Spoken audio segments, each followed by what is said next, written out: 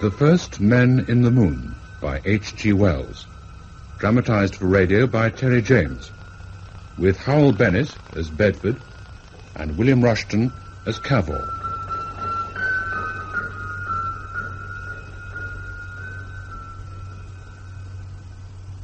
This is a story with two endings.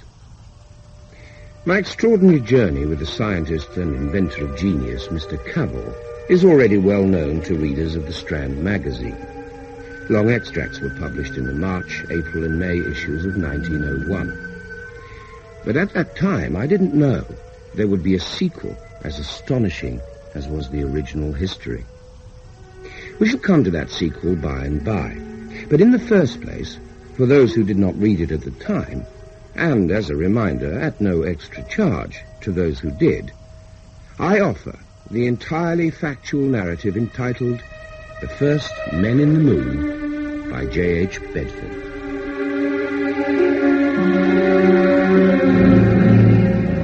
I first met Mr. Cavor by the purest chance. The year was 1899.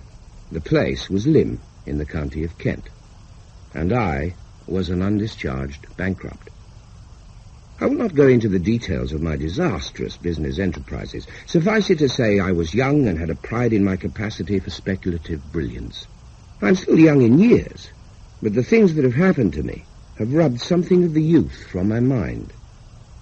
Whether they have brought any wisdom to light is a more doubtful matter. Whatever the case, the spring of 1899 found me in a rented house from which I could gaze across the flats of Romney Marsh to the sea. I gazed thither quite often.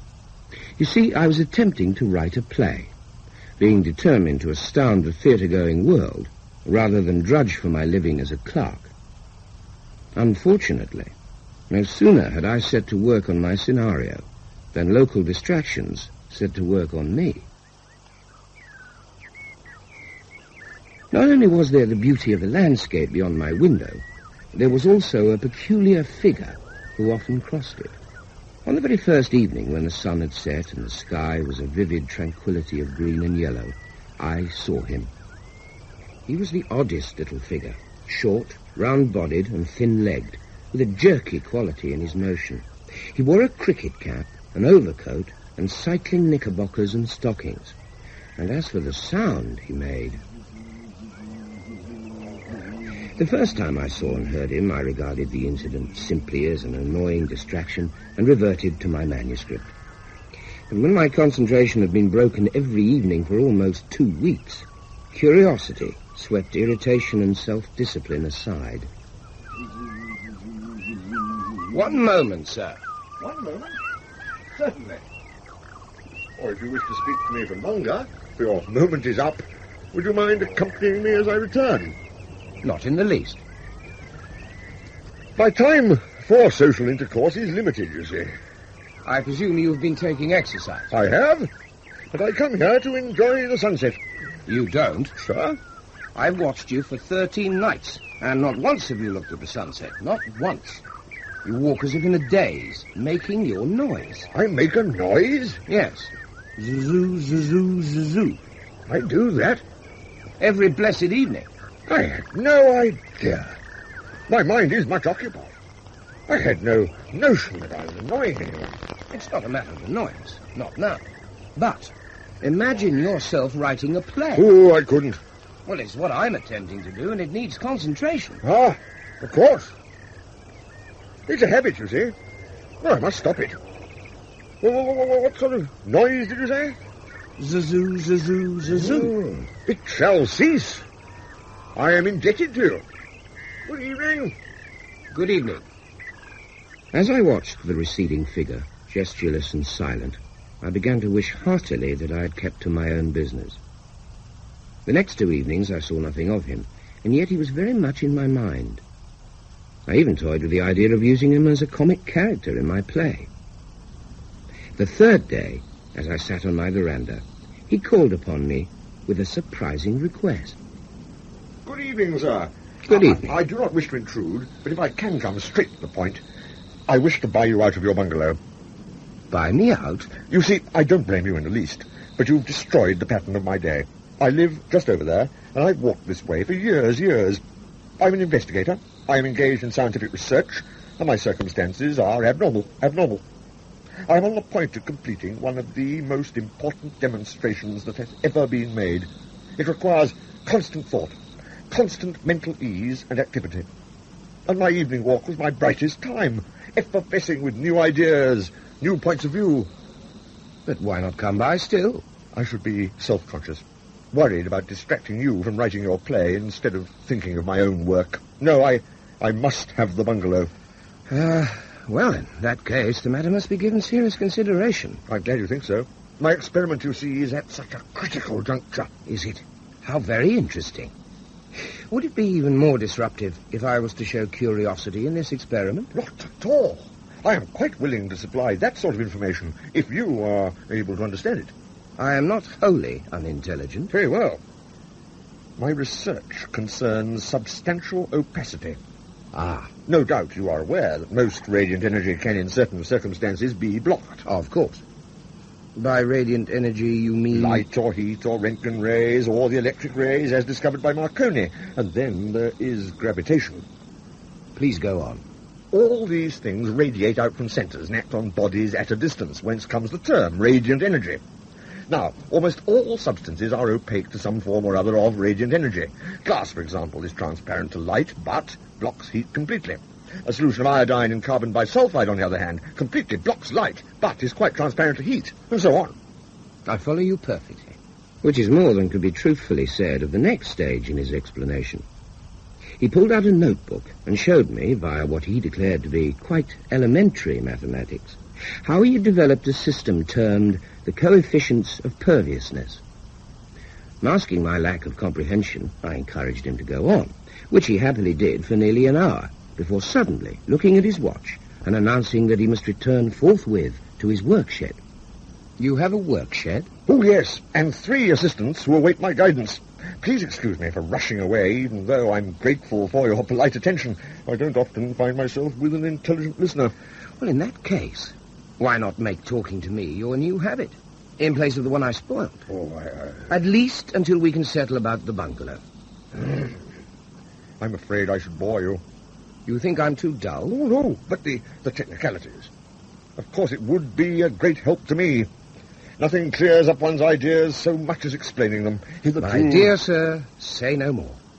Then I accept your offer. I am delighted. By the way, my name is Bedford. And mine is Cavor.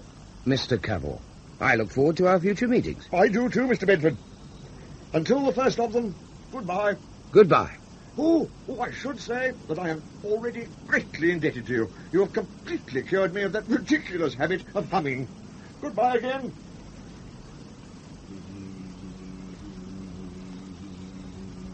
At first, his offer to purchase the bungalow had awakened my keen business sense, in spite of obvious difficulties, like my not owning the place.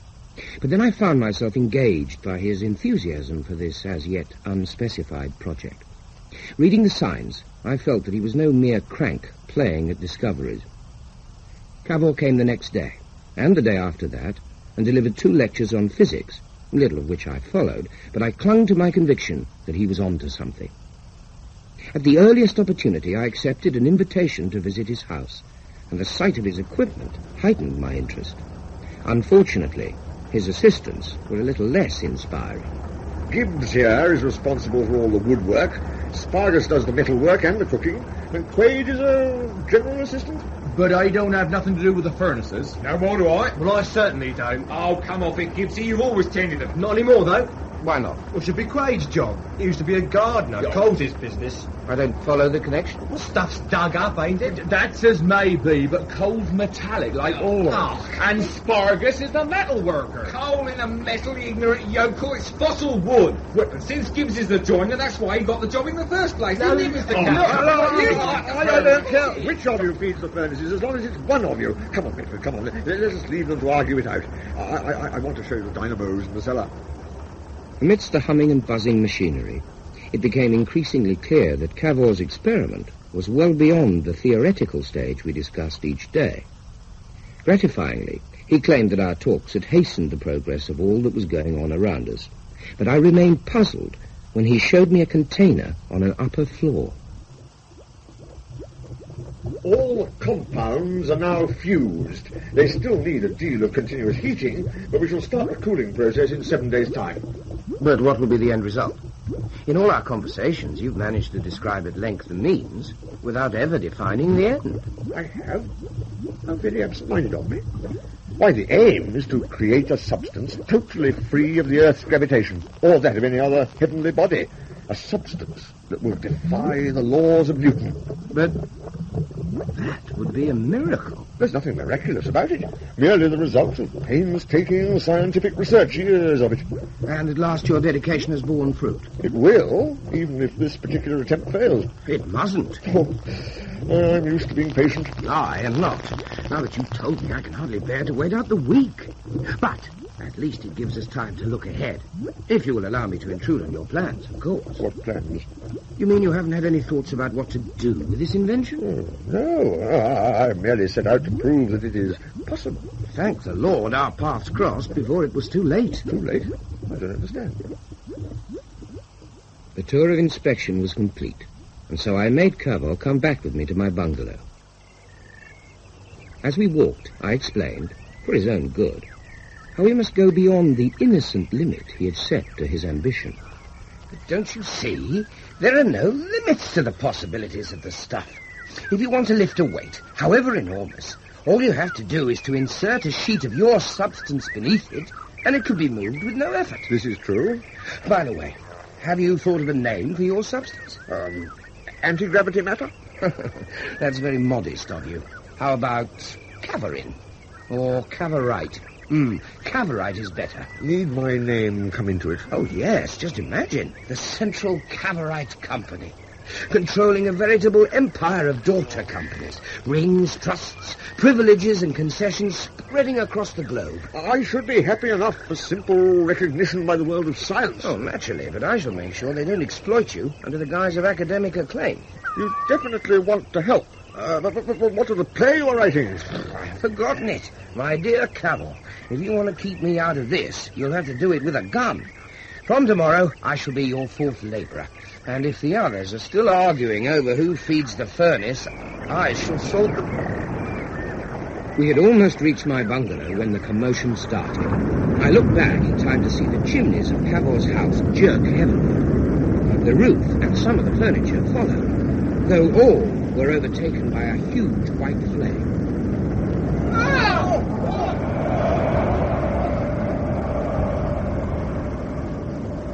When the winds eased and I staggered to my feet, Cavor was nowhere to be seen.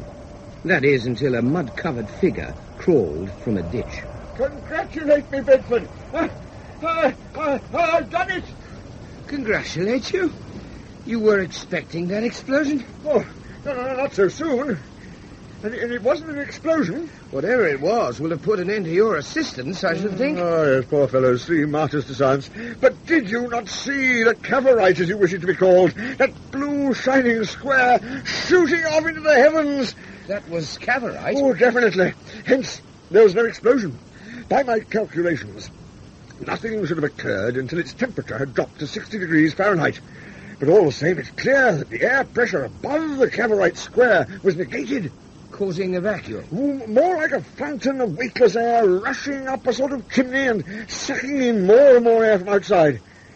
It is fortunate for us all that the Cavorite was loose and got dragged up the chimney itself. Otherwise...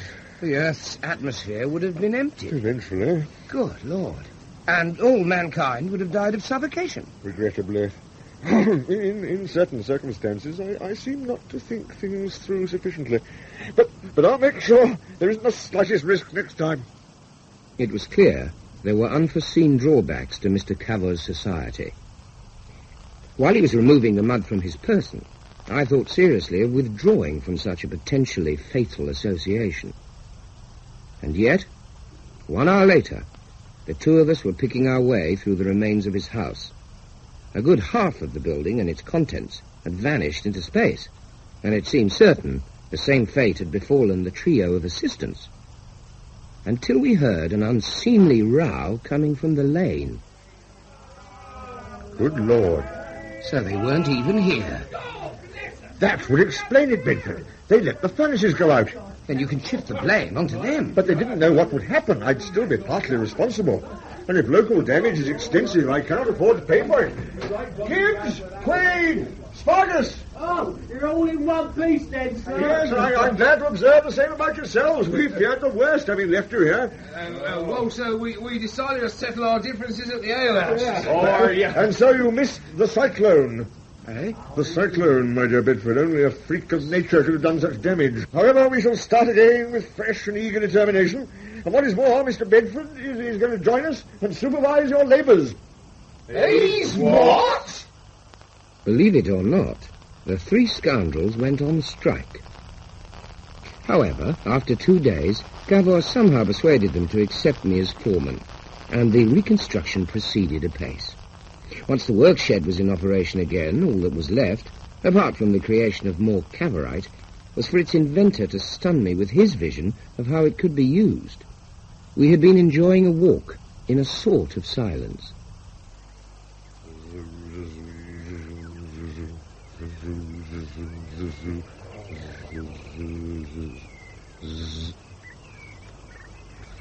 That's it. That finishes it. A sort of roller blind. Finishes what? Space. Anywhere. The moon, if you like. What do you mean? Mean? Why, it must be a sphere. That's what I mean. The last batch of Cavorite was made in a flat pan. And once the roof of my house was blown out of the way, up it went. So I remember. Well, if it was shaped as a container, one could go up with it. Well, if one so desired, but... Imagine a sphere, large enough to hold 2 people and their luggage, made of steel, lined with thick glass, containing a store of solidified air, concentrated food, water distilling apparatus, and so forth, and enamelled, as it were, on the outer shell with Cavorite. What do you say to that, Bedford? How'd you get inside the thing? Perfectly easy. An airtight manhole. You would get in and screw down the manhole while the Cavorite was still warm, and as soon as it cooled down, you'd shoot off into the air. Yes. Travelling in a straight line into space forever. There's no way you could get back. But I've just thought of a way. The Cavorite part of the sphere will be made in sections, with each section capable of rolling up like a blind. When the Cavorite windows or blinds, whichever you like to call them, are all shut, the sphere will fly through space in a straight line, as you say. But imagine one of these windows open. At once, any heavy or heavenly body that chances to be in that direction will attract us. You see? I'm beginning to. We shall be able to tack about in space just as we wish. But what for? Well, as I said, one might go to the moon. And when one got there, what would one find? We should see... consider the new knowledge. Is there air there? There may be. It's a fine idea, but... Is there nothing in it that attracts you? One could sell the story, I suppose. That's right. And since you are keen on commerce, think of the minerals we might find, possibly entirely new elements. I hadn't thought of that. And it isn't as if we're confined to the moon. There's Mars. Clear atmosphere, novel surroundings, an exhilarating sense of lightness. It might be pleasant to go there. If it was, then people would pay. There's something in this. One could have a whole fleet of Cavorite liners, spheres deluxe. Good Lord, I'm beginning to take it in. The control we would exercise, like the old Spanish monopoly on American gold. We would have a monopoly on whatever was found out there. Planetary rights of preemption. Whatever they are, I am sure one could have them. I've been dreaming of this sort of thing. This is tremendous, Cavor. It is positively imperial.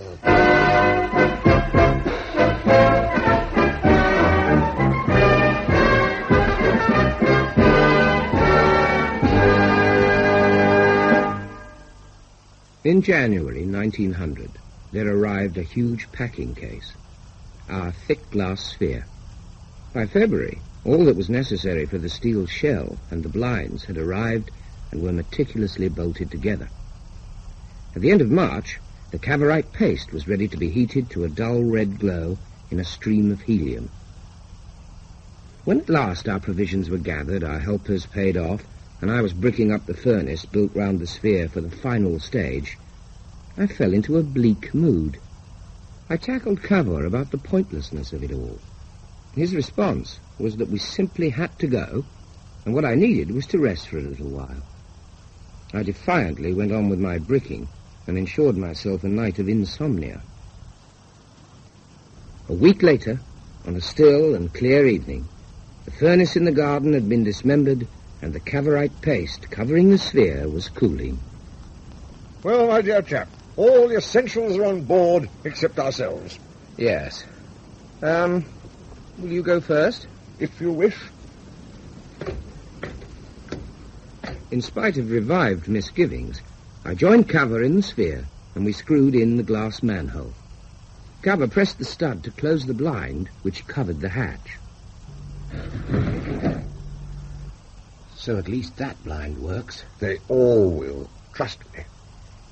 Cavor, why have we no chairs? Very uncomfortable, sitting against this curve. We shan't need them. You will see. Cavor, my nerves are in rags. I don't think... Confound it, I'm a fool. This thing is too risky. I'm getting out. It's too late. That little jerk we felt, that popping sound we heard, already we are flying as swiftly as a bullet up into the gulf of space. So, we're committed. Oh, yes, we're committed. If only I could get comfortable. Don't move yet. Let your muscles keep quite lax, as if you were in bed. You see, we're in a little universe of our own. Look at our luggage. It's floating. And you seem to be as well. There's nearly a foot between you and the glass. Feel behind you, and you will find you are in a similar state. You knew this would happen. It seemed likely. No gravitation can get through to us from outside. It's the strangest sensation. But not unpleasant. I don't know. Perhaps I shall come to like it. My dear fellow, of course you will. Cavor was right. My horror of floating thus soon passed, and the sensation became exceedingly restful. I had expected a giddy sense of speed. Instead, I felt as if we were disembodied. And in this relaxed condition, it was easier to accept another long period of darkness. Our limited store of electrical power dictated such economies. Have you any idea of our direction? Well, given the tangent at which we are leaving the Earth, and as the moon is near her third quarter, we should be going somewhere towards her. Would it be possible to make sure? I'll open a blind. But it's dazzling. Because we have been in the dark. I'll open some more blinds to ensure our being pulled in its direction. It's larger than I'm used to seeing it, but we still have a long way to go, do we not? Only 200,000 miles or so. From this angle, I feel as though we're going down towards the moon. It is peculiar to have the light coming from below. Once we are on the moon, it will come from the sun above, as we are used to, except that the day is as long as 14 earthly days. Does that mean the night is as long as 14 earthly nights? Yes, with a temperature absolute zero. Bit rough on the inhabitants. Which is why there aren't any. How could there be in such conditions? Unless it was something worm-like or a thick-skinned monster. We should have brought a gun. No, look, we just have to go and see. There is little more to say about the journey. For the most part, in a sort of quiescence that was neither waking nor slumber, we fell silently, softly, and swiftly down towards our destination. Finally, there came a day when Cavor suddenly opened 6 of our shutters and almost blinded me. The whole visible area was moon. You might have given me notice. I may never see properly again. I'm sorry. I thought you were asleep. I had been asleep and should have roused myself earlier. Why are you suddenly in a panic? There's a great deal to do. I'd be obliged if you would lend a hand. Firstly, we must bind blankets around our luggage to soften the impact of our descent. We're about to land? Yes. Take this rope, please. Of course. Round there. I'm doing my best. Need this include pressing your feet against my chest? I didn't mean to, though I need something to take the strain if I'm going to make this knot fast. Try the side of our vessel. There we are. Good. How much time do we have left? Very little. There are 2 remaining blankets. Wrap one round yourself. If you think it will help. What about yours? I need my arms free for the moment. That should put the brakes on a little. But now all we can see is the sun. Have you a clear idea where we're going to land? Of course I haven't, having not been here before. Right now I shall be content to meet with an approximately level surface. Stand by to land.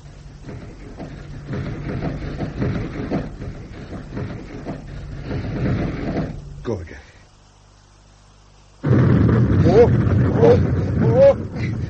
After the first impact, Cavor snapped all the shutters open as quickly as possible. Indeed, it was only possible because the sphere rolled along for a little while. We were like a couple of maddened goldfish, bumping against the glass and against the big bale of our luggage and clutching at each other. Meanwhile, splashing against the outside of the sphere was a white substance, as if we were spinning down a slope of snow. Eventually, the vessel came to a halt. Why then, we have arrived. And a living, if a little battered. Now, if I can stand...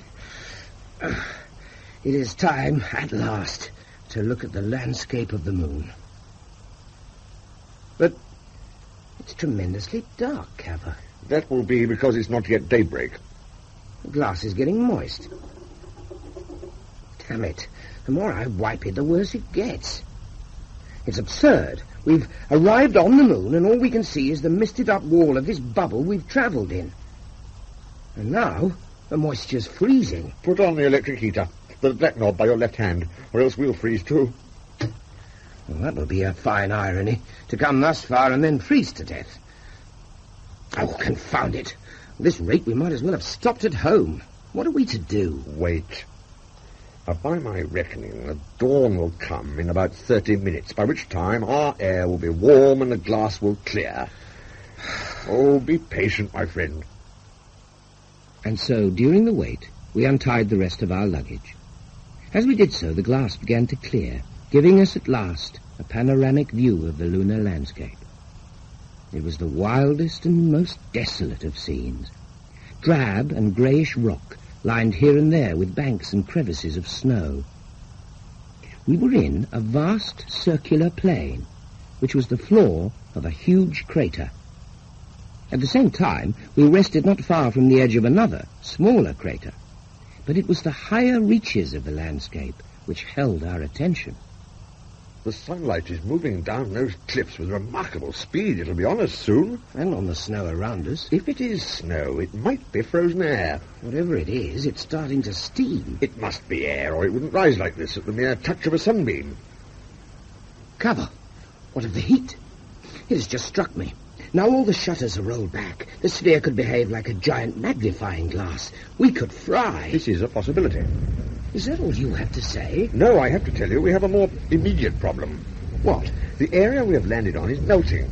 If we start to roll... Lord, help us. We're going already towards that little crater.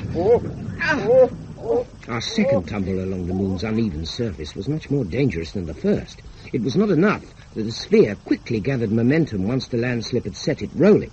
Within the hurtling vessel, all our belongings were loose and at liberty to do their own damage, and they did their worst. The last thing I recalled was a sensation of utter sickness, a feeling as if my brain were upside down within my skull. All was darkness, until somewhere distant I seemed to hear a ghostly version of Cavor's voice. Bedford? Bedford? At last, a response. What has... Bedford, my dear chap, can you hear me now? Now? You mean...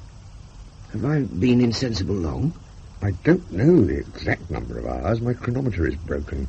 But, my dear fellow, I was afraid... I'm not ready to desert you yet. Lord knows how many bruises I have, but nothing seems to be broken. Your face has been bleeding. Has it? You must look after yourself as well, you know. Oh, it doesn't seem to hurt very much. In fact, now you are conscious, we haven't come off too badly. I think we can say the sphere was built to last. How are things outside? The air, if it is air, has evaporated, and one can see the bare earth, if it is earth. And curiously... Curiously? It doesn't make sense, but I noticed something very like dry, twisted sticks on the ground. Something definitely fibrous, at least. On a lifeless planet? Just so. Shall I help you up to see for yourself? Here, come. Thank you. Much pain? Not too bad. I think my curiosity has got the better of it. Yes, I see those sticks of yours. But what about those pebbles near us? They're cracking open. So they are. The heat must be greater than ever. This is where we rolled into a measure of shade. Yes, but inside the pebbles there is green matter, expanding. There are shoots growing out of them. Seeds. Well, when did seeds grow at such a speed? There are masses of them, popping out all over the place. Then there must be air. Though we'd better try a test before we risk an excursion. There was a small valve built into the sphere, through which items could be ejected without much loss of air. While the strange plants outside grew stalks and leaves at a furious rate, Cavor produced a piece of paper from the luggage. He crumpled it, set it alight, and thrust it through the valve. I peered through the glass and saw the paper drop onto the ground. At first it appeared to go out, but then, all of a sudden, it started to burn properly, almost as it would on Earth. We followed one more precaution. Gradually we loosened the glass manhole, but kept a cylinder of compressed oxygen at hand to restore our pressure if necessary. Finally, we clambered out, and Cavor said, in the peculiarly tinny tones created by so thin an atmosphere, Shall we go forth? "Nothing ventured." I'll go first. Oh! My God! You've jumped 30 feet. Wait for me. Oh, good leap, Bedford. We shall have to be careful not to overreach ourselves, but isn't it wonderful to be out of Mother Earth's leaden strings? I'd forgotten one would feel so light. We're at barely a sixth of our earthly weight. If these plants continue to grow at such a rate, they'll be at shoulder height soon. We must hope they have an inbuilt limit. There appears to be nothing else to hinder them. No insects, no birds. Really, this is no world for men, and yet, in a way, it appeals. I'm going to leap over there. What the devil? Look out for this species. It has a very sharp leap. There was a truly stunning variety amongst the bushes springing up all around us. It struck me that right away we had found a source of financial gain.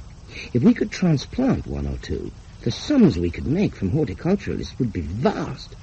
I shouted out this idea to Cavor and got no response. He was nowhere to be seen. I jumped in the direction I last saw him taking. Several more leaps were necessary before I almost landed on top of him. Steady on. You nearly bowled me over. If you must hide in the bushes... The bushes hid me. They were only up to my waist when I landed here. I've had lost you. We really must make it a rule to keep each other in view. Of course, I'm sorry. It's this newfound athleticism. I was never much of a sportsman on Earth, you know. In spite of the cricket cap? Oh, this old thing. I only wear it because it fits. Oh, no. It's the truth, I assure you. I'm not talking about your cap. Where's the sphere? Eh? Where is the sphere? I can't see it. I think we left it over there. I'm not sure. Anyhow, it can't be far. Can it? All about us on the sunlit slopes, the darting shrubs frothed and swayed. For an age we leapt from crag to plain and back again. Oh. No sight of it from here either. I think, after all, it might be over there.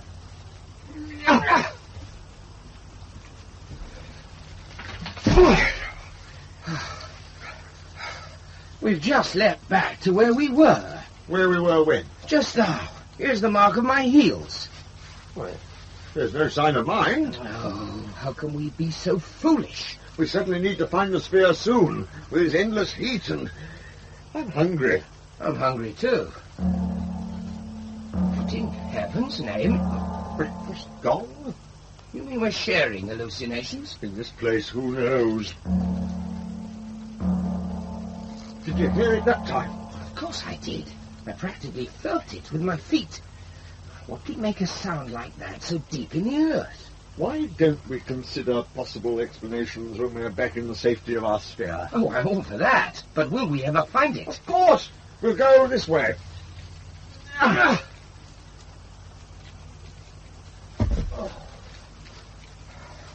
Still no sign. Oh, dear. Possibly it's overgrown. A highly cheering thought. At least that blessed booming has stopped. What on earth? Instead of which... It almost sounds like an iron door, but on a huge scale. Opening? Probably. So they may be coming up. If anyone's there. Well, the door would suggest entries and exits, would it not? Of course, the door itself is only a supposition, until we're captured and dragged through it. Calm yourself. In view of our situation, in spite of our situation, I'll do my best. I'm sure you will. Now, for the moment, we had better crawl. The plants will give us good cover, and it may even be easier to spot the sphere looking between the stalks. All right, but which way? Well, we haven't tried that direction. Have we? Whether we had or no, that was the direction we took. After we had crawled fruitlessly for considerable time, our ears were assailed by new sounds.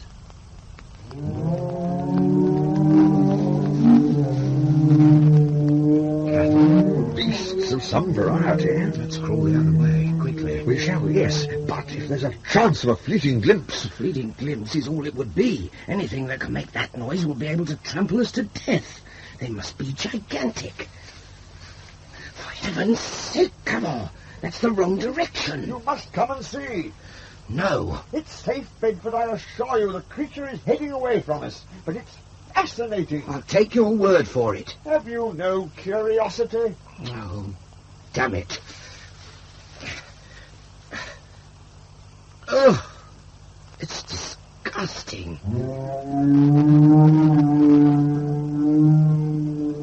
The creature was more vast than I had fearfully imagined.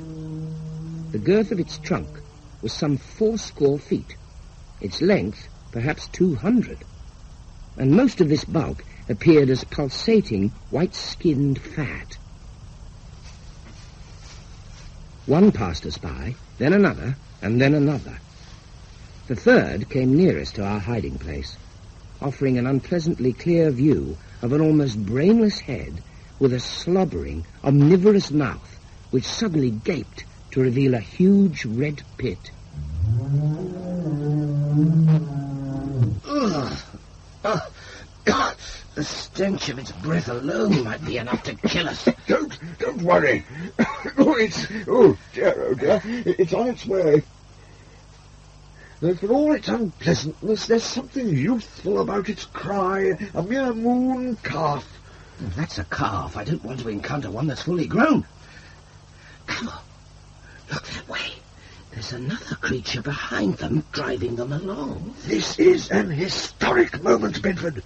Our first view of a selenite. What? Selenite, moon man, after Selene, the moon goddess. With those tentacles and hard casing, it looks like an insect would if it walked on its hind legs. The leathery exterior might be clothing or armor. Concealing a soft and gentle creature within. We may never know now. Once they had gone, we set off in the opposite direction, continuing our search for the sphere. At one time we came close to another pasture littered with gross grazing moon calves, and we saw another selenite in charge of them. He stood on a promontory of rock, which gave us a chance to study him more easily, though I was still afraid we would be discovered. He was a compact, bristling creature, perhaps 5 feet high, with whip-like tentacles, short arms which barely projected from his shiny, cylindrical body case. The form of his head was hidden by an enormous, many-spiked helmet, and when he finally moved off, he carried himself upon short legs that flimsily led down to tiny feet. After seeing him move along a mooncalf by driving his spiked headpiece into its flank, even Cavor became loath to strike up a closer acquaintance. Once more, we reverted to our increasingly desperate search. You're lagging behind, Bedford. I can't help it. I feel weak. I must have food. It's a case of holding out. I can't. It's as bad for me. What about this fungus we keep crawling past? It looks edible enough. Yes, it even smells all right. Don't. Why not? poison. I'll chance it. It's a gamble between that and starvation. And just a fragment at least. But the risk. It's good. Oh, Lord. A bit like mushrooms, but easier to swallow. Will you join me? If Please yourself. If it should prove toxic. Oh, confound it. Pass them over. Thank you. Not unpleasant. I have to admit it. Leave some for me. But you had a head start. I'm bigger than you are. I've been leaping just as far. When we still felt free to leap. I hate this crawling. If we hadn't crawled, we might not have spotted our breakfast. Or is it lunch now? Whatever it is. Good. Infernally good. Good old Selene, goddess of the moon, she has provided. I wonder what the Selenites themselves eat. I was damn fools if they ignore this stuff. It's infernally good. What a home this could be for our surplus population. No starvation. Wonderful idea. All your scheme will come to fruition, Bedford. Hey, whoops. What was it, my friend? Head swimming a bit. Sudden food after fast. You stay the same. So, good job. I found food, miss. You didn't discover food. I did. Well done. Thank you. Necessary act. We are the creatures of what we eat and drink. But we are soldiers of fortune, too. And now we must annex this moon. Yes. Forward and no shilly-shally. On our feet. Eh? No more crawling. Give them our stomachs. Must have human dignity. Here.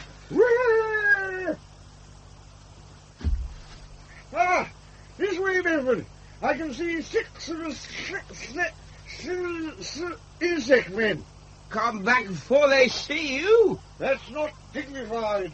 Must show them who's the masters. Of course, but 6 against 2. Piffling odds. Come on, man. Another historic moment. Woohoo! Hello, you insects. Here we are, my friend and I. We're not hiding anymore. Cavor! Cavor!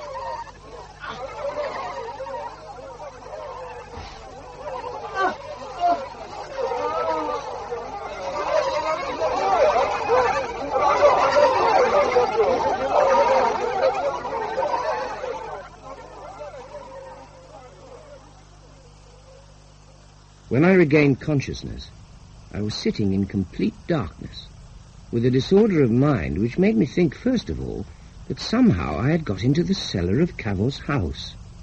Then I remembered we had finished the sphere, and fancied I must still be in it, travelling through space. Can't we have some light? Cavor? Oh, What was that? my head. Oh, my head.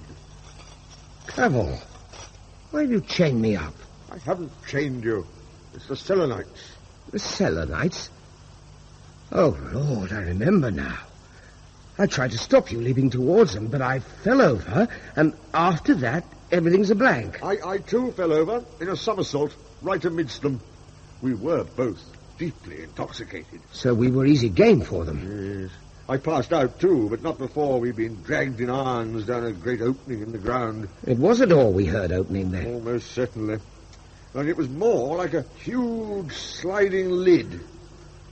What are we going to do? How should I know? You better think of something. You got us here, charging straight into their hands like that. My mind was unhinged by the fungus you made me eat. Without it, we might have died of hunger. Do you have to? You asked me to think. Though maybe it is too late.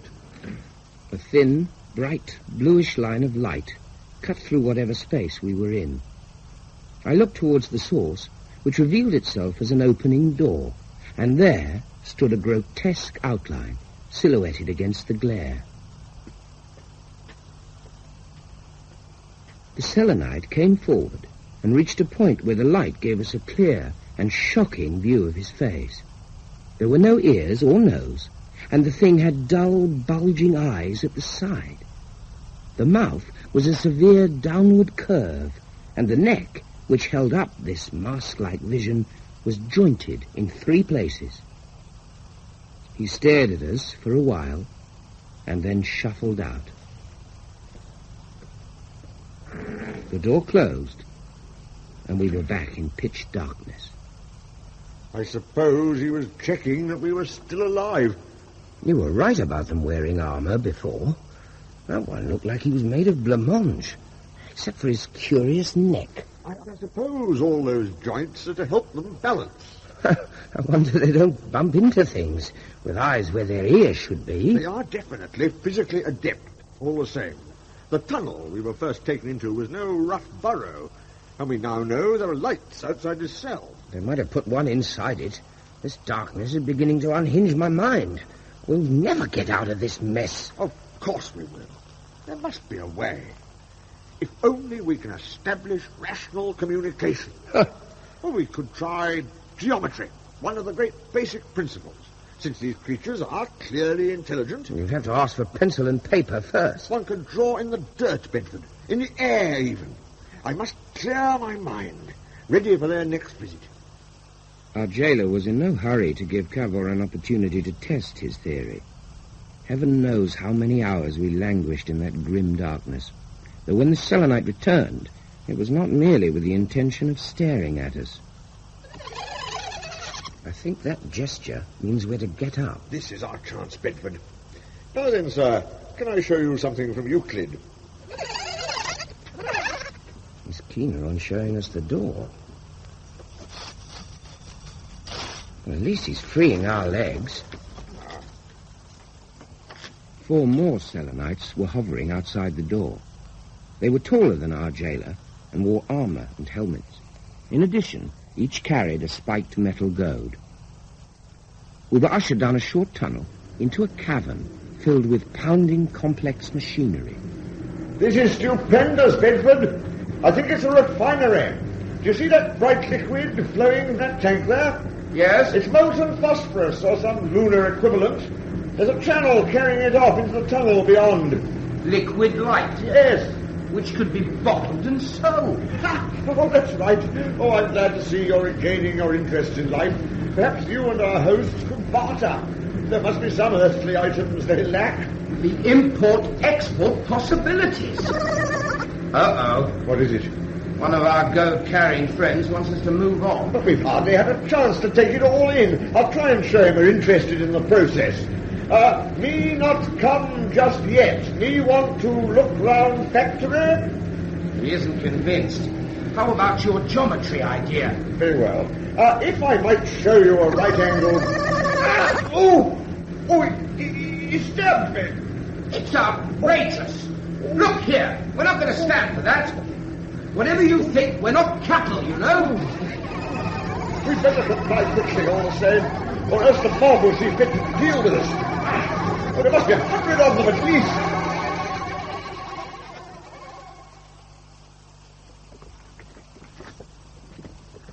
We're going deeper and deeper in. How can you tell? The drop in temperature. It's the opposite of burrowing into the earth. Here we have a network of caverns and possibly a sea at the centre. That's what we should find. If you say so.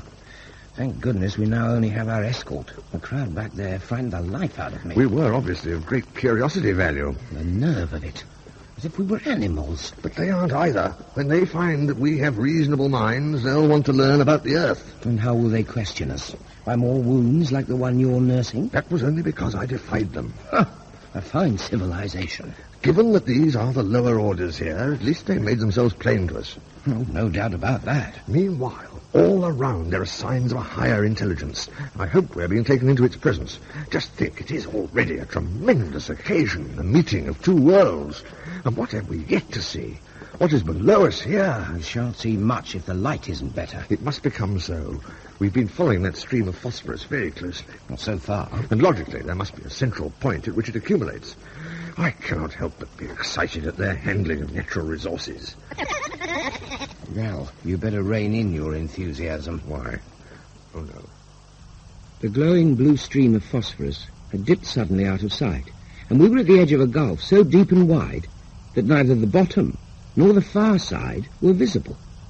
A thing like a gangplank projected from the edge of the cliff and stretched out into the void. An unarmoured Selenite tugged at my arm. I resolutely stayed put. He walked out onto the gangplank as steadily as if it was firm earth and beckoned. What? You can't be serious. I couldn't go 3 steps on that plank, even with my hands free to keep balance. They can't know what it is to be giddy. What chance do we have of explaining? We must try. Impossible for us cross bridge. No light. No handrail. We fall. Don't push me like that. Ow! Confound you, if you stick that spike in me again... Bedford, we must try mine, or else... Quick! My hands are loose. Pull hard at the chain. The metal's soft. I'll try, but now you can gesture to them properly. The only gesture they'll understand is... My God! Oh, you killed him. How was I to know my fists would go right through his face? Still, it's made the others keep their distance. Oh, get ready to duck. I think they're going to use their goads as spears. Oh, thank heavens they were not meant for throwing. Quick, grab one. I still haven't broken my chains. I don't have your strength. Come here, I'll do it. Right. Now, take a weapon. No, I couldn't. What? Sorry. This is no time to have scruples. Well, there's a fair length of chain attached to my wrist. Perhaps if I was to flick it at them. Oh, come on, then. We're going to have to charge through them to get back up the way we came. Ready? Yes. Now!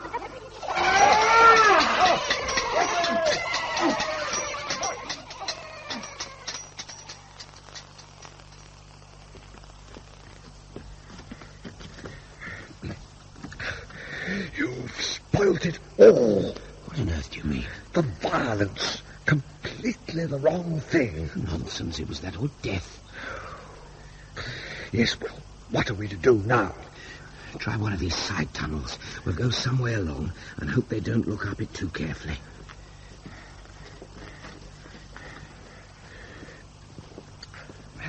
Now, we had better be silent for a while. I can't hear anything. Shh.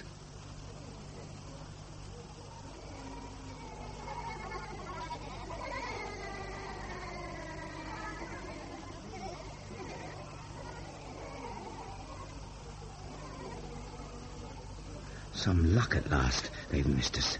At least we'll have a breathing space in which to work out our next move. I think our luck is even greater than that. Why? Up there, at the end of the tunnel, there's a sort of light, and it's not bluish like the stream. A way out to the surface? It's possible. Do we risk going on? Of course we do. What is there to lose? With the glorious prospect of daylight as our goal, we clambered up a shaft which ran in a steep incline from the end of the tunnel. I eagerly led the way with my hopes of freedom leaping and bounding ahead of me. After a few minutes, the cleft opened out, and I hauled myself onto a small plateau. The sight I found there almost caused me to beat my head against the rocks in disappointment. Damn blast! What is it? Our source of light. Luminous pink mushrooms. A whole little forest of the cursed things. Oh, Lord. But how extraordinary. Don't start extolling the scientific wonders of it. As you wish. I would have sworn it was daylight all the same. Phosphorescence is usually green or blue. How many more tricks has this place got in store for us? What are you doing? Booting as many of the blessed things as I can back down that cold. I suppose I may at least vent my frustration on the plant light. Yes, if you wish eventually to put us back in the dark. Plenty of them left. Thank you very much. How I long for real daylight. An English dawn over the Kent coast. Our situation is all your fault. My fault? Our chances would have been better if you hadn't killed that selenite. I told you before there was no alternative. Cavor, I just noticed. These chains, I'm certain of it. They're made of gold. Yes, they are. The spear is, too. If gold is their commonest metal. Perhaps if we could hold out for a few days, news of our presence might filter down to the more intelligent selenites. This gold. If only we could get back to Earth and return with reinforcements, with guns. That is a horrible notion. More sensible than trying to impress idiots with Pythagoras' theorem. When I came to the moon, I should have come alone. But you didn't. Now, how are we going to get back to the sphere? There's an air current here, which means the shaft is not a dead end. It might become very narrow further up, of course, but we could at least... Quiet a moment. The Selenites. They're in the lower passage. They might not think to look up here. Perhaps. But they will. This time it really is my fault. They'll see the mushrooms I kicked down the shaft. Then we must climb on and hope we don't get stuck. We climbed perhaps a few hundred feet before getting to a grating. I was able to bend the grating bars enough for us to squeeze through, and once more we were in a large cavern. At the far end, a group of Selenites was occupied in cutting up a dead moon calf. Near us was a pile of very large crowbars, like the ones the butchers were using to turn over the gigantic carcass. I exchanged my spear for one of these. Can we not sneak through without their noticing us? We'll try. They're pretty well distracted by their ghastly work. Oh, that came from behind. Yes, one of our hunters is squeezing his way out of the shaft. Where are you going? Back to discourage them. I swung at the first comer with my crowbar. One blow was enough to crumple him. Then, from behind his corpse, the point of a spear flashed out from the grating. I grabbed it, turned it around, and drove it back into its owner. The point had broken off, which seemed to make it inoffensive enough for Cavor to use. He had caught up with me, and now stood guard by the shaft. In the meantime, the butchers had left their work and moved towards us, brandishing their little axes. They were short, thick little beggars with long arms. Grabbing a second crowbar, I made a charge, which scattered them for a while. Bedford! What are you doing here? Look, they've started to come through the grating again. Oh, I'm sorry, but from back there I could see something going on beyond the carcasses. They've got what I think is a gun. More like a crossbow. Come on, run.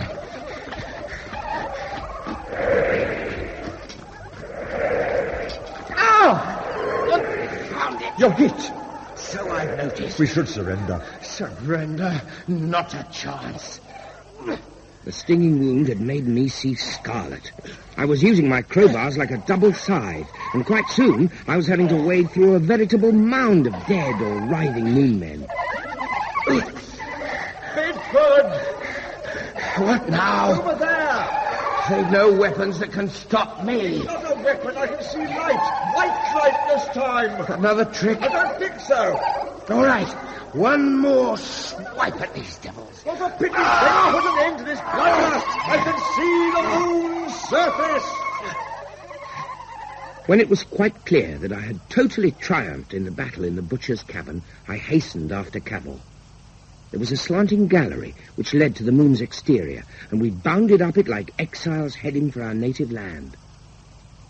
It was only when we had put a good distance between ourselves and the cavern entrance that I started to be aware of a change in the landscape. There's hardly a touch of green left in these shrubs. In fact, all the plants seem to be dying in the heat. It was bound to happen. But we left them so fresh. How long do you think we've been here? Since escaping? No, on the moon altogether. I don't know. 2 earthly days, perhaps? I see now. I would say it's more like 10. 10? The sun is past its zenith and sinking in the west. In 4 Earth days' time, or less, it will be night. The freezing lunar night. But I still don't see how so much time could have gone by. And perhaps we were in that cell for a good deal longer than we realized.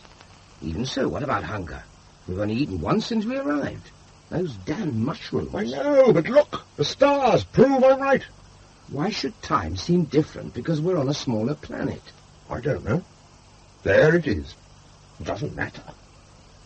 Lord, but it does. What do we think we're up to? 4 days left. We mustn't sit and dream. If we've got to set fire to all this stuff, we might find the sphere amongst the ashes. No more distraction. All right. It seems as though the sun is going to do it for me all the same. Do you know, I suddenly feel our chances are good again. Perhaps they are. Why are you looking so downcast? Wasted opportunity. What was that? Wasted opportunity. If we could have made it to the core and encountered the masters there, instead of fighting with no more than ignorant peasants. Oh, what I would have given to see the Central Ocean. Perhaps they have ships that go upon it. And all around mighty cities which we will not see, ruled over by masters with a wisdom we will never come to know. I've only spoilt it for you for the time being. We can return, better equipped, and meet these masters on our own terms. Can we indeed? I almost dread taking my secret back to Earth. If it gets into the wrong hands, governments and powers will struggle to come here. They will fight against one another, and against these moon people.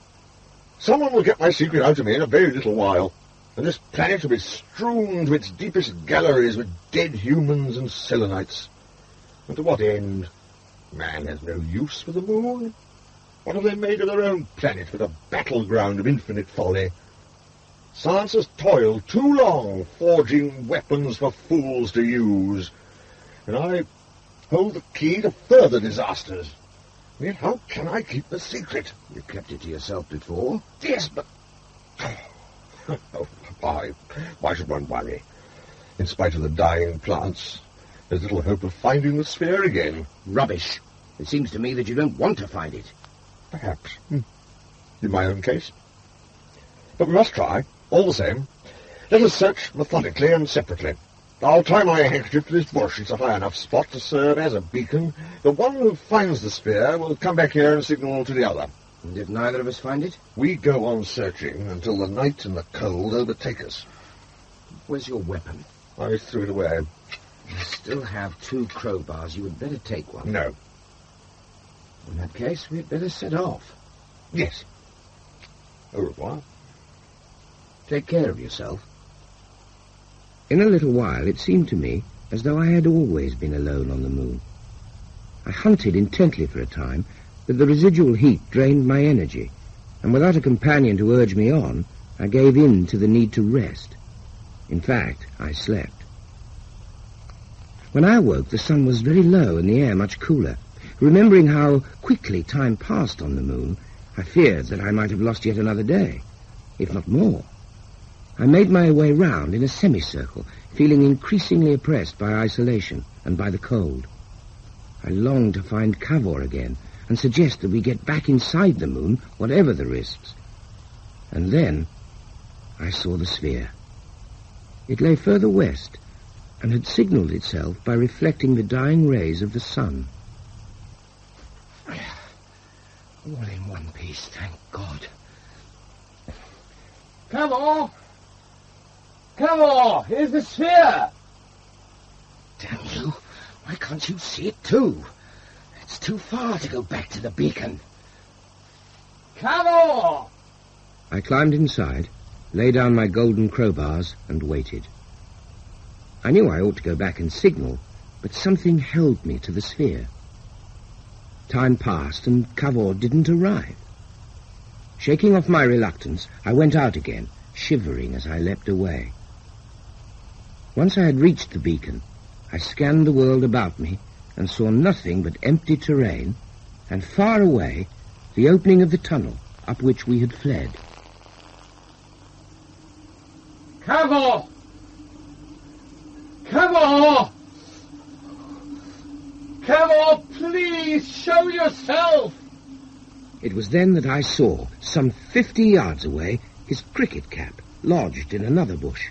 I leapt across, and close to where I landed, found a scrap of blood-stained paper hastily written on.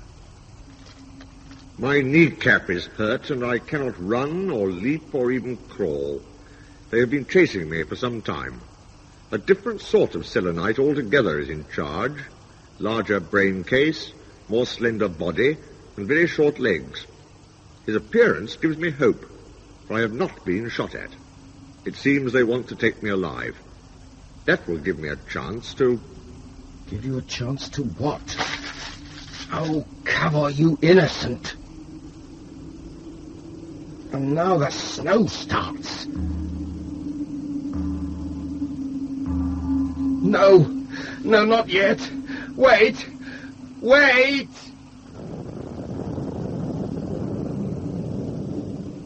With the tunnel closed, there was no chance of rescuing him. The final night of space was falling all around me as I tumbled into the sphere. I was a stupefied, half-dead being with icicles hanging from me. The shutters. No, not yet. The manhole cover. Come on. Go tight, please. All right. Now, which button for the heater and light? I should remember. Here goes. Wrong. Wrong again. Very well. I might as well hit the lot of you.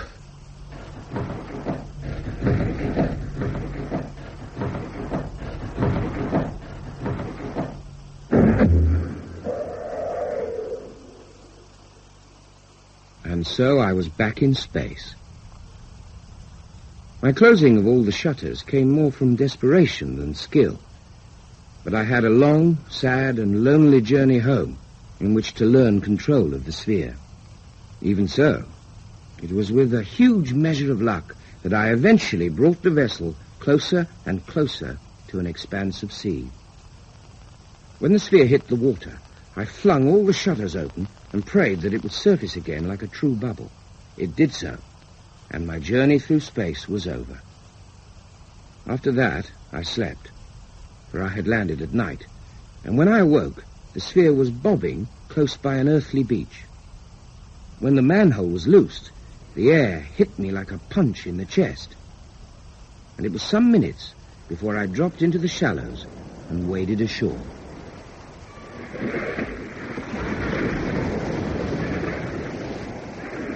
Hello, my man. Hello yourself. What on earth is that thing? Can you tell me where I am? Littleston, and that's Dungeness over there. But almost exactly where we started from. Would even Cavor have expected that? Have you floated ashore? Have you been wrecked or something? I want help. Oh, rather. Anything for a fellow Englishman in trouble. In that sphere, there are 2 big bars of gold.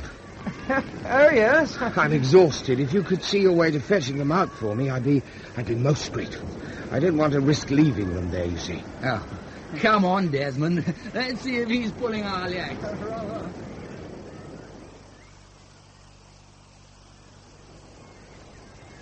Rum sort of lifeboat.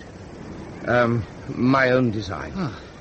Well, you're right about this stuff, you know. It is gold. And each bar's at least 6 foot long. Where did you get it? On the moon. I see. Intrepid explorer type, eh? I think he's taken a long voyage back from fighting the Boers. You're wrong. I've never been to the Cape Colony, or any of those places. If you say so. Hey, What the devil? Was it a thunderbolt? well, whatever it was, it's put paid to his life craft. No sight of it, old chap, even though it was in the shallows. I say. Oh, poor fellow, stunned.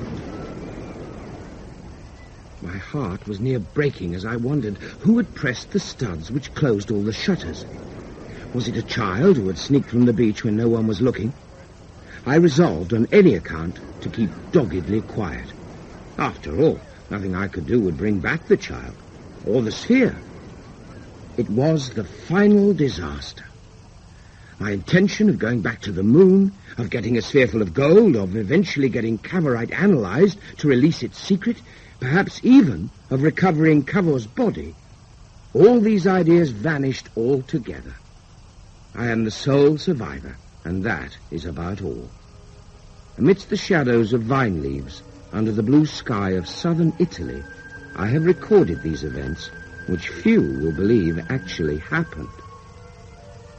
Indeed, there are moments when, in spite of my moon gold, I more than half believe myself that the whole thing was a dream.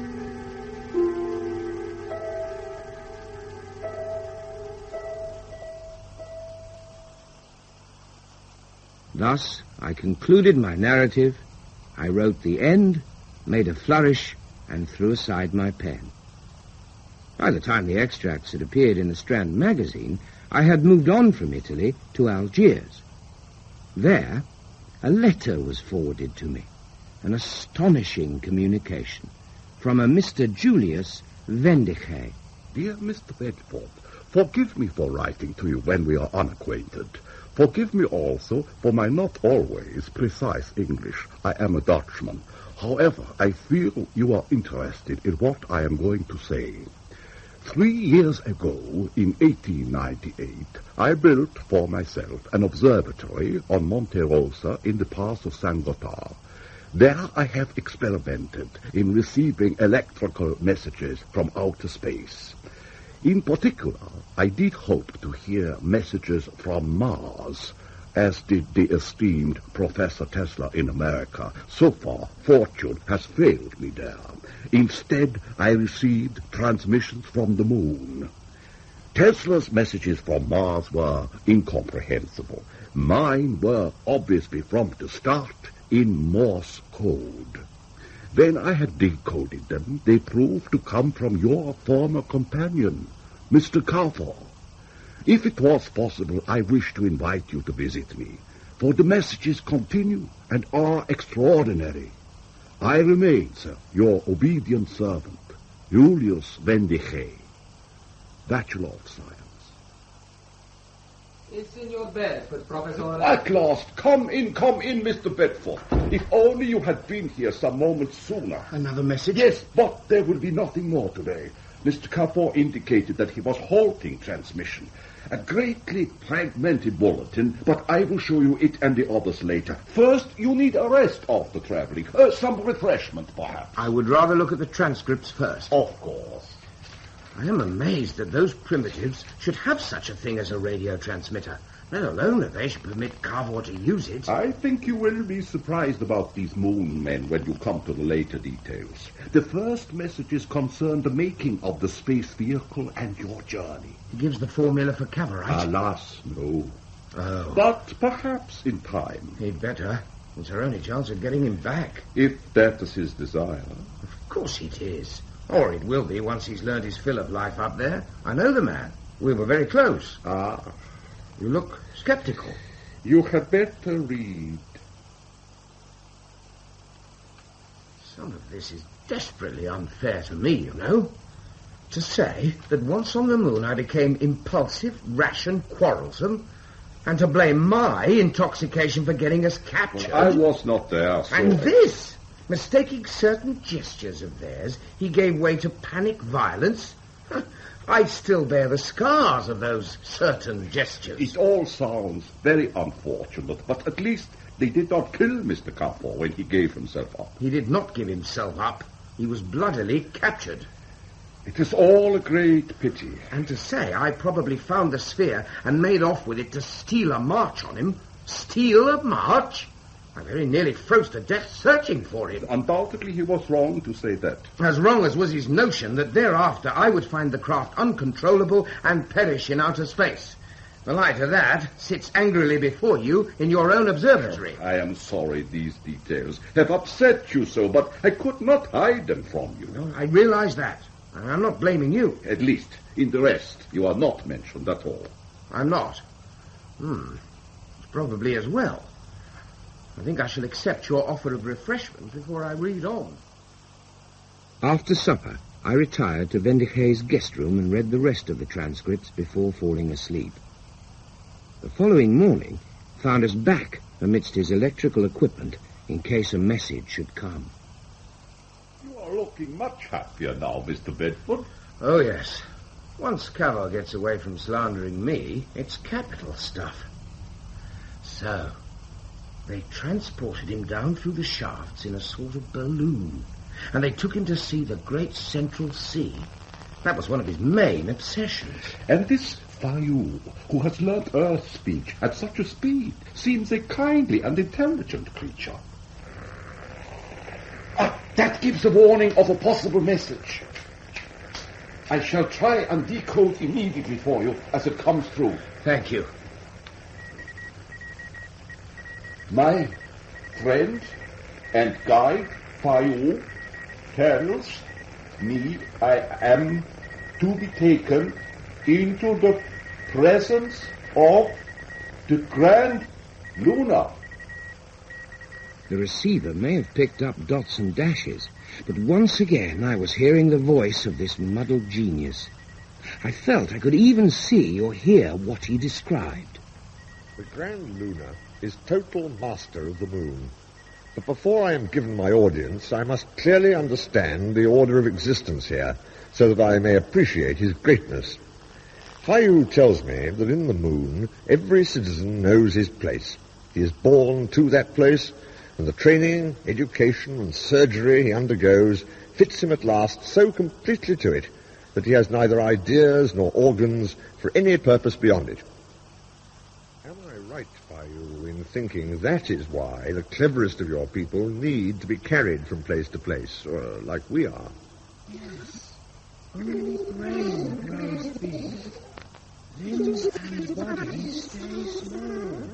Does this not anger those who have to carry them? No. They only know carrying. This is store of knowledge. My God, what are these creatures? This row of brains not move a lot. Others come and ask questions when need to. It was a sort of living library, for these moon people do not have such things as books. A fascinating but somewhat chilling sight, this line of vast but immobile heads, crammed with facts, but apparently incapable of logical thought. The next chamber was filled with jars, from which only the arms of the occupants protruded. Do they not feel pain being crushed inside those containers? Yes, but only at beginning. You mean they get used to it? Used to it means no pain. I wonder. And what do they do? Work machines. So they are almost like part of the machine. That is their purpose. For a while I could not lose the fit of melancholy brought on by the sight of these wretched hand tentacles sticking out of their jars. Though, of course, it is really, in the end, a far more humane proceeding than our earthly method of leaving children to grow into human beings and then making machines of them. But now I must stop, for I am very soon due to encounter the Lord of all these wonders. You see? The moon has unhinged his rational powers. Deep down he realizes they're a cruel race, but he stubbornly goes on proclaiming how enlightened he finds them. What rubbish he talks about earthly cruelty. It's certainly not like that in England. Perhaps this Phi-oo has learned Morse as well, and Mr. Cavor has to be careful what messages he sends out. Cavor being politic? Possibly. Well, he was suffering from moon madness before I took leave of him. And now we have to wait and see how he gets on with their big chief. But how long? Several hours at least, I would have thought. Oh. Wendigee and I did not stray far from the observatory. We waited and waited and waited. I was beginning to fear for his safety when there was a sudden burst of static and the Morse stuttered forth. Phi-oo and I were borne majestically on litters through the greatest throng. There were trumpeters and a company of attendants bearing and dragging banners and masses of scented fungus and curious symbols. We passed through a series of halls, each one more wondrously vaulted than the last. A thin haze of phosphorescent blue made all around me seem intangible. In the midst of this splendor, I felt extremely shabby and unworthy. Finally, we entered the largest hall of all. A flight of steps ascended almost out of sight at the end. And there at the summit, the Grand Lunar exalted on his throne. A radiating glow surrounded his brain case, which must have measured many yards in diameter. And with a start, I noticed no face as such, but two minute elfin eyes peering out. Below, I distinguished his little dwarfed body, its insect-jointed limbs, shriveled and white. He was scrutinizing the first man to go before him, and I could not but experience an icy jab of fear.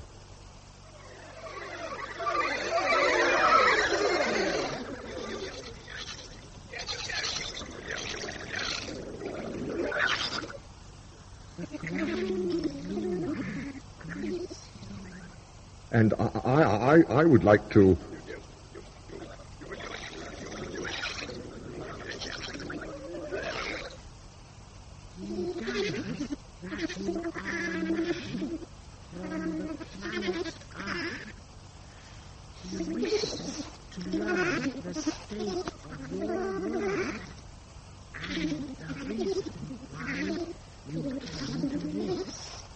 Well, I...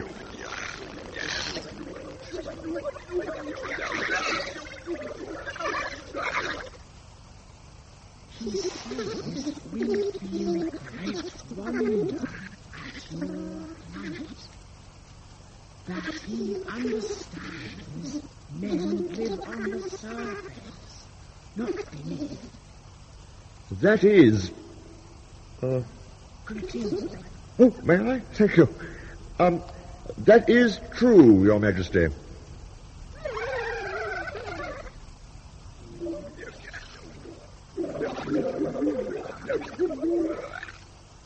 Thus, a sort of dialogue began. At first, he was obsessively interested in the physical geography of our planet, and then in the biological condition of man and all other living creatures. Eventually, we arrived at social and political matters, where I have to admit my knowledge was less sound, though I did my best. The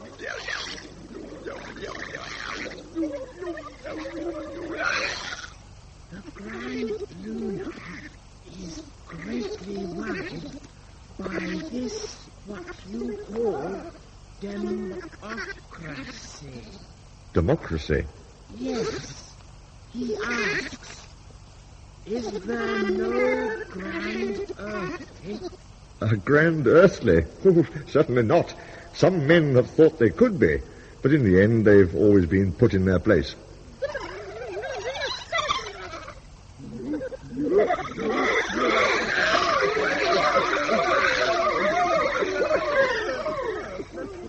What's happening? They spray Grand Lunar with water to cool his brain. Good Lord, because of what I said? Yes.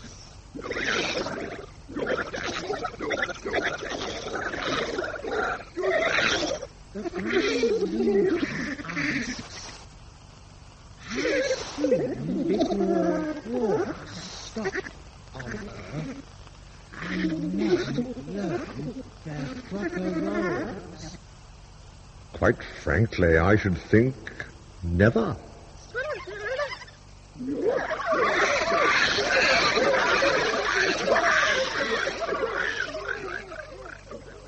When his brain had been cooled for a second time, the Grand Lunar interrogated me very closely upon the secret of my spacecraft. In a little while, I was allowed to put questions of my own to him, and at last I realized why, in spite of the vastness of their science, they had never discovered a substance like Cavorite. It seems they know of it in theory, but to create it is an impossibility. Because there is no helium on the moon. And helium... Oh, no, this damn machine. It is not my equipment. Atmospheric incursions. Quickly, what does he say? Cavorite, made as follows. Take what? Euless? I do not know this English word, Euless. It isn't English. Perhaps he was trying to say it's useless. Come on, Cavor. Come on. That is it.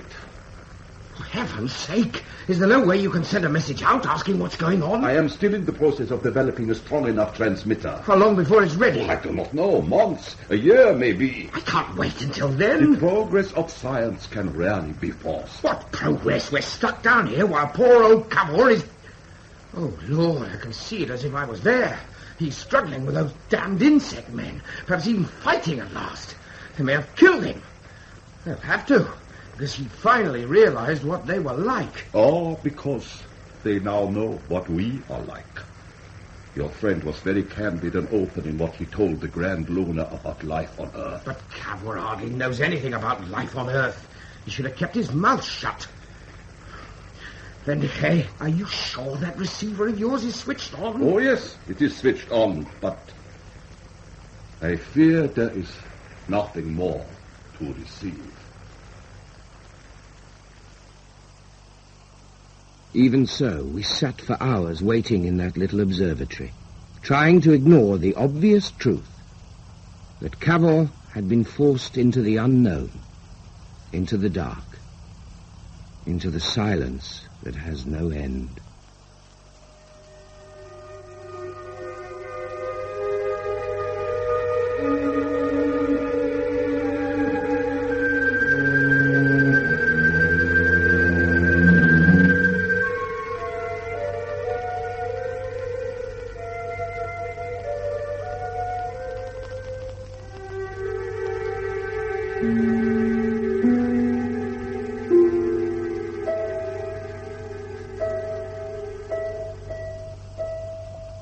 In The First Men in the Moon by H.G. Wells, dramatized for radio by Terry James, Hywel Bennett played Bedford and William Rushton Cavor.